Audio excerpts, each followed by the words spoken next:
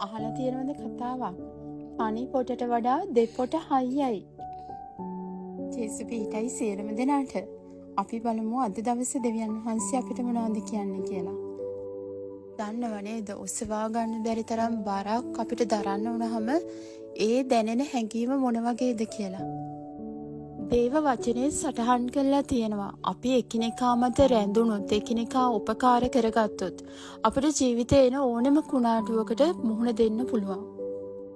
ඉතින් අද දවසේ බලමු පාළු කරෙන් ඇසෙන තවත් ලස්සන කතාවක්. මෝසෙස් ඊශ්‍රායල් වරුන්ව ඊජිප්තුවෙන් ගලවගෙන නැත්නම් පාරාවෝගෙන් ගලවගෙන එන මොහොතේ අමලෙක්වරු මේ ඊශ්‍රායල් ජාතිකයන් සමග සටනට පැමිණියා.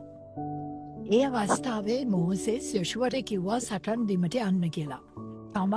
තමන්ට දෙවියන් වහන්සේ දීපු සැරෑටියත් අරගෙන හෙළ මුදුනේ ඉන්නවයි කියලා කිව්වා.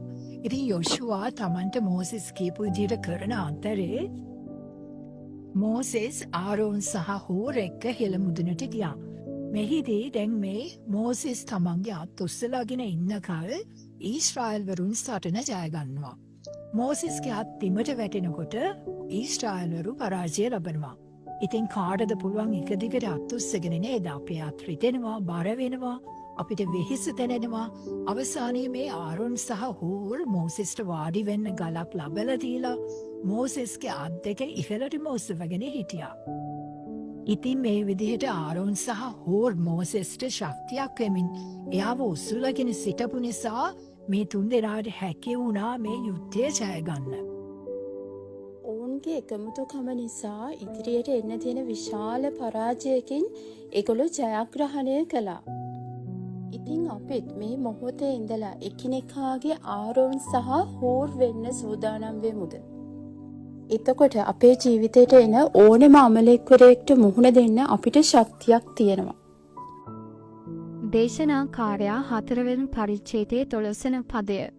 යමෙක් තනි කෙනෙකු පරදවන නමුත් ඔහුට විරුද්ධව සිටින්නට දෙන්නෙකුට පුළුවන් වෙයි. තුන්පට ලණුවක් ඉක්මනින් නොකඩෙන්නේය. මෝසෙස් හෙළට නැග්ගේ නිකම්ම නෙමෙයි, දෙවියන් වහන්සේ ගැන මහත් වූ විශ්වාසයකින්.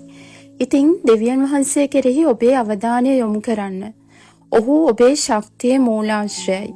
ඉතින් ඔයාගේ ආරෝන් සහ හූර්ව හොයාගන්න. යාක්ෂාවෙන් මඟ පෙන්වීමෙන් ඔයාට සහාය දෙන්න පුළුවන් අය ඔයාගේ ජීවිතයට ලං කරගන්න. ඔයාව දිරිමත් කරන අය හොයාගන්න. ඒ අයව ආශ්‍රය කරන්න. ඉතින් ඔබේ ජීවිතයට මේ අය ලං වුණාම ඔයාගේ ජීවිතය දන්නේම නැතුව දෙවියන් වහන්සේ තුල ශක්තිමත් වෙනවා. ඉතින් නිහතමානීව ඒ අයගේ උපදේශ, ඒ අයගේ අවවාද, ඒ අයගේ උපකාර පිළිගන්න.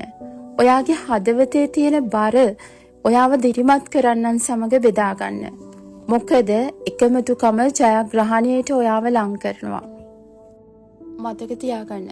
අපිට ජීවිතේ යම්කිසි යාළුවෙක්, යම්කිසි හිතමිතුරෙක්, නෑදෑයෙක් අවශ්‍යයි.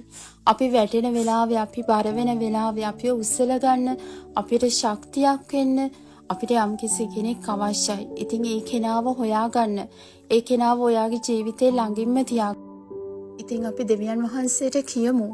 ආදර ජීවමාන දෙවි පියාණන් වහන්සේ ආරෝන් සහ හූර් මෝසෙස්ගේ දෑත් ඔසවාගත් ආකාරයටම එකිනෙකා ඔසවා තබා ගැනීමට අපිට උපකාර කරන්න.